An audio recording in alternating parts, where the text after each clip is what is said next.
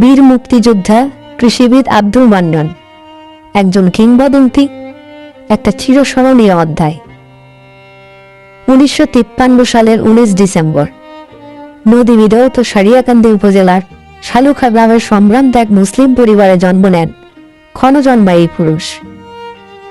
1969 সালে সারিয়াকান্দি সরকারি উচ্চ বিদ্যালয় থেকে কৃতিত্বের সহিত এসএসসি পাশ করেন। 1971 সালে বঙ্গবন্ধুর ডাকে মহান মুক্তিযুদ্ধে অংশগ্রহণ করেন। এরপর মেধাবী আব্দুল মান্নান শিক্ষা জীবন শুরু করেন বাংলাদেশ কৃষি বিশ্ববিদ্যালয়ে।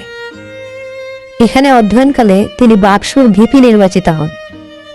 1983 সালে মুজিববিহীন বাংলাদেশে বাংলাদেশ ছাত্রলীগের সভাপতির দায়িত্ব পালন করেন।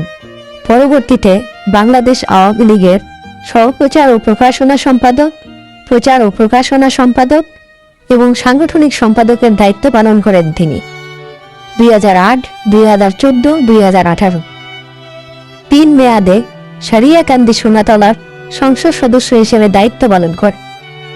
হয়ে ওঠেন সারিয়াকান্দি সোনাতলার এক অবিসংবাদিত নেতা। কর্মের মাধ্যমে সকলের অন্তরে জায়গা করে নেন কৃষিবিদ জননেতা আব্দুল মান্নান।